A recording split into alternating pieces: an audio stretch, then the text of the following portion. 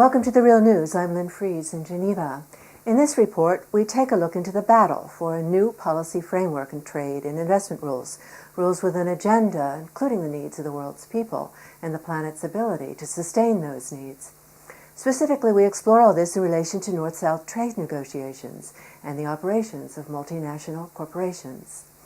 The Real News invited historian and author Vijay Prashad to talk to us about all this. Professor Prashad is Edward Said Chair at the American University of Beirut, Lebanon. Among the many books he's authored are Poorer Nations, A Possible History of the Global South, and Arab Spring and Libyan Winter. He writes regularly for The Hindu, Frontline, and Counterpunch. Vijay Prashad was recently keynote speaker at the United Nations Conference on Trade and Development Public Symposium. We met Vijay here in Geneva at the UNCTAD event. Vijay Prashad, thank you for joining us. My pleasure. Thank you so much. In his keynote address on trade and investment rules, our guest made the point that growth is not a neutral process, and so we open our conversation with what this tells us about trade rules.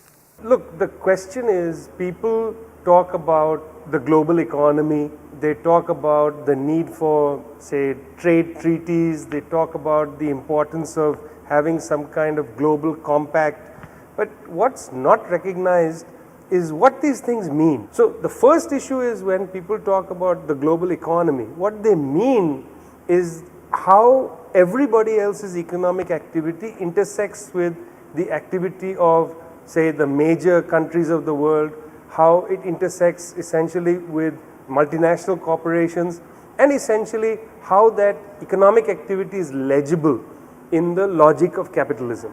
So when they start talking about creating treaties or rules that govern trade and development and economic activity in general, what people have to recognize is that the economy itself, firstly, is not neutral, and secondly, the rules are not framed in a neutral manner.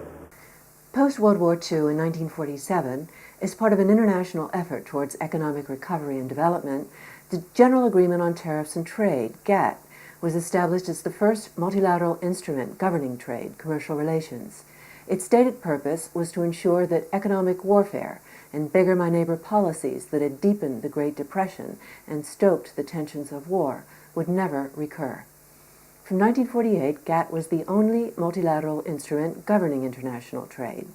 And as trade liberalized under GATT in the 1950s and 60s, transnational corporations of the advanced economies of the North expanded and became huge conglomerates. Also from the 1960s onwards, newly independent developing nations sought to find their place in the world as self-sufficient productive economies after colonial rule, and so joined GATT with its post-war legacy of international cooperation.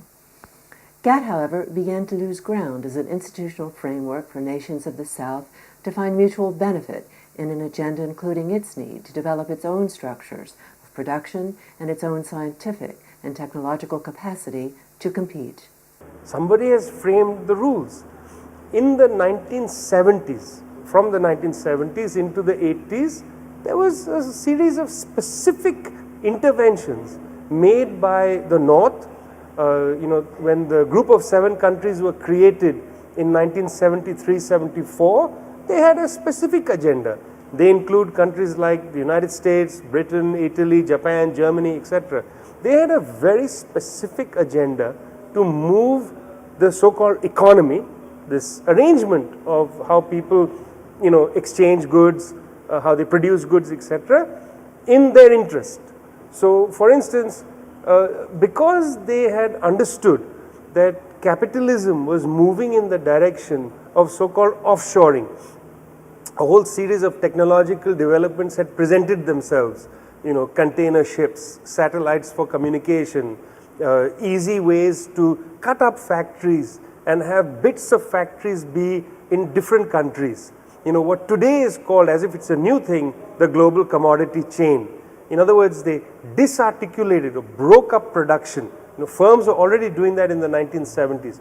So the group of 7 countries, seeing that this is what was occurring, felt they needed to harness rules that gave the group of 7 states and their populations advantages over the rest of the world. And indeed, that's what they did.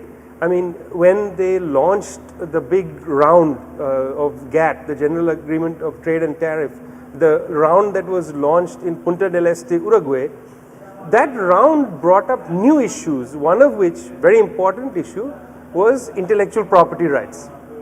You may ask, what does intellectual property rights have to do with rules for the economy that was emerging? Actually, it was central for the North, because the way the North understood things is, if production lines are going to be outsourced from the North, if they are going to be set up in Mexico, Indonesia, East Asia, etc., how does the North protect, its ability to thrive and grow if they were going to lose production to other places? Well, what they did was they created an architecture, a regime of intellectual property where the North was able to collect rent of goods that were produced elsewhere. So for instance, if I'm Nike, which actually owns no factories anywhere itself, Nike will remain in the United States, in Oregon. Nike will design shoes, but it will be produced outside the United States, subcontracted along the so-called value chain in Indonesia, in Malaysia, etc. The shoes are sold and Nike gets a rent of every shoe sold because they have the intellectual property right. They have a monopoly right over that kind of shoe. So Nike essentially collects rent of intellectual property secured through international trade treaties. So an international trade treaty isn't just some neutral process. The post-war GATT dealt with issues of market access. As the WTA replaced GATT, new rules for trade and investment were put in place. These rules granted foreign capital international protections over their investment, intellectual property, and services, etc., along with liberalized market access. Framed by negotiators of the North, the needs of transnational corporations were well served in a new growth model and its underlying assumption that foreign direct investment is the motor of growth to create jobs and lift millions out of poverty. So today, when there's a discussion about treaties, about economic growth, etc., these discussions should not be absent the context. I mean, the context is a real one.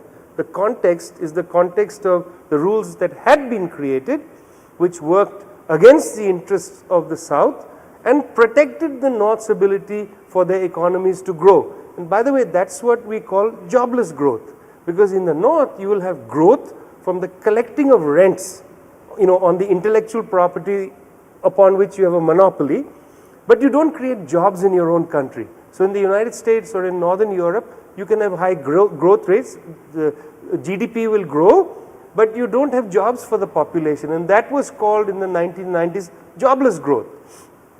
Jobless growth wasn't an accidental product. It was indeed how the rules were framed, to enable firms to take advantage of lower wages elsewhere and yet insist that those firms are able to repatriate profits back to the North. And that was the essence of jobless growth.